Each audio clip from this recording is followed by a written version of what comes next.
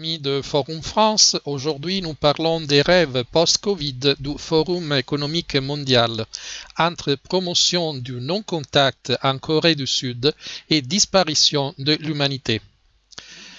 Le Forum économique mondial, World Economic Forum, a bien de choses à dire sur l'ère post-Covid qui souhaite d'ailleurs infléchir dans un sens bien précis à la faveur de sa promotion du Great Reset, la grande réinitialisation prévue pour janvier prochain.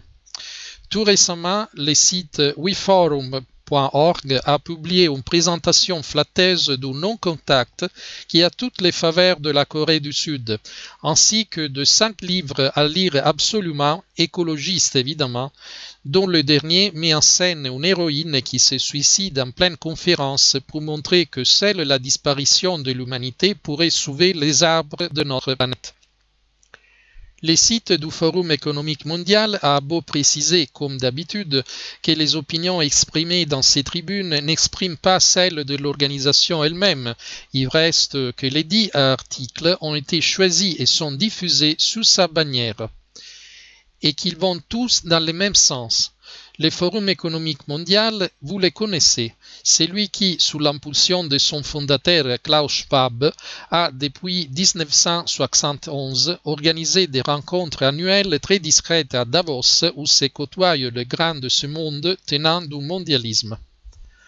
À mesure que les réunions sont devenues moins discrètes et plus médiatisées, le WEF a montré de plus en plus clairement la couleur en matière de prospective sociétale et économique. Son site weforum.org dessine assez clairement l'avenir rêvé du mondialisme en distribuant blâme et bons points aux puissants du jour. C'est en l'occurrence un bon point qui a été décerné à la Corée du Sud.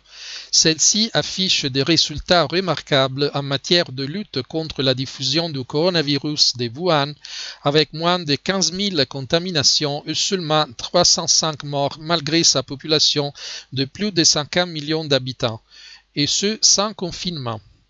Mais à la faveur de cette non-crise, le gouvernement de Moon Jae-in veut promouvoir la distanciation sociale à tout prix par la mise en place croissante d'une société sans contact. On a même inventé un mot pour décrire l'idéal sud-coréen, les intact par opposition à contact. Le néologisme est digne de la novlangue de 1984. Jadis, les contacts, les rencontres, l'absence d'isolement, les échanges avec famille, amis, connaissances, collègues, voisins et commerçants de tout poil faisaient partie de la richesse de la vie. Et même aujourd'hui, les personnes âgées vous diront que la solitude est la pire des souffrances de la vieillesse. Mais le coronavirus semble avoir pour fonction de balayer les multiples libertés et bonheurs de la vie. Il faut du intact.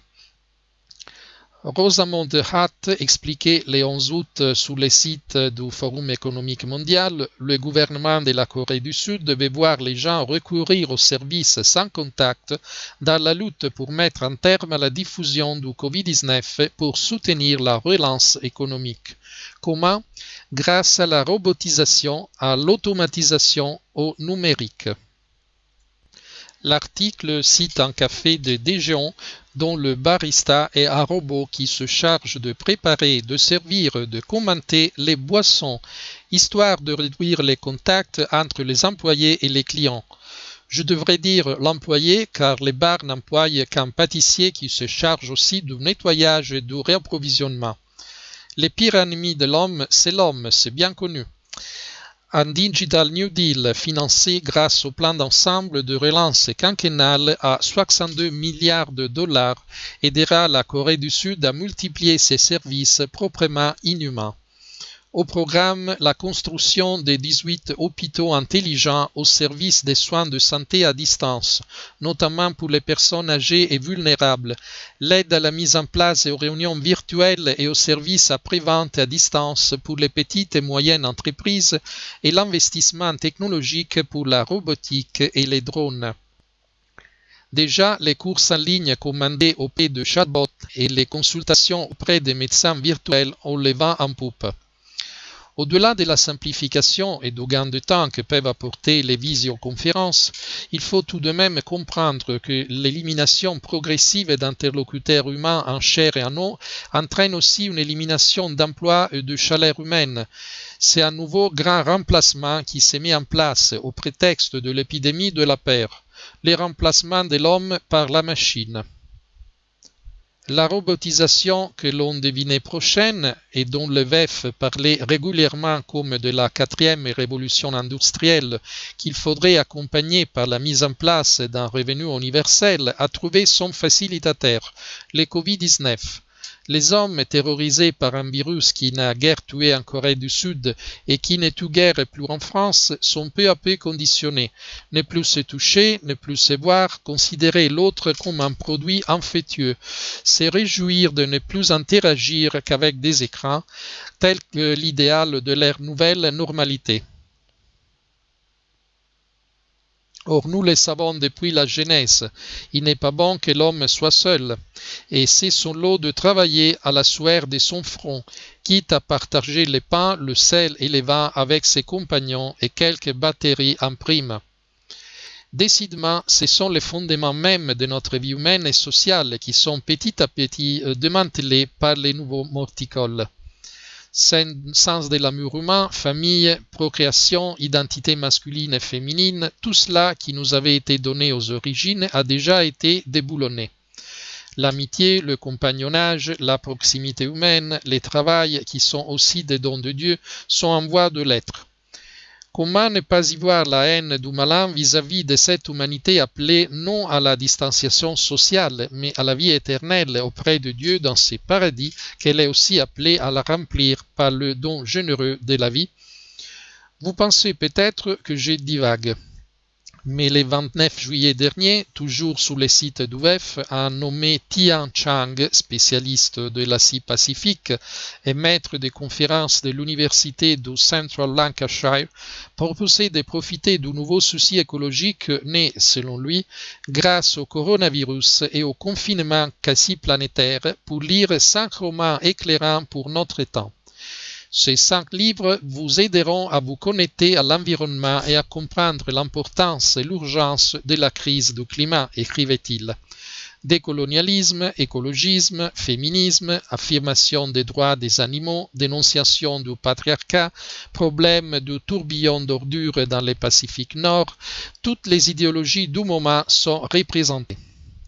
Le 5e roman, recommandé sans réserve, The Overstory de Richard Powers, met en scène un chercheur fictif, le docteur Patrick Westerford. Elle publie une étude montrant que les arbres sont êtres sociaux qui savent communiquer entre eux. Son idée, même si elle est présentée comme controversée dans le roman, est en réalité assez largement admise par les études scientifiques actuelles, précise l'article du VEF. Celui-ci poursuit, malgré ses travaux novateurs, le docteur Westerford finit par sauter la vie en buvant des extraits d'arbres veneneux lors d'une conférence pour bien faire comprendre que les êtres humains ne pourront sauver les arbres et la planète qu'en cessant d'exister. Parfait pour votre liste de lecture, commente Tian Chang, sans autre transition que celle-ci. Voilà quelques livres qui mettent un accent particulier sur les problèmes environnementaux. Doit-on en conclure que le VEF pense avoir trouvé la solution? Merci pour votre attention. Suite à la réduction des activités économiques, je suis sans revenu pour plusieurs mois. Pour bénéficier d'autres vidéos introuvables ailleurs, merci de soutenir Forum France en utilisant le lien à l'écran. N'oubliez pas de partager sur les réseaux sociaux. Pouce à l'air et à bientôt.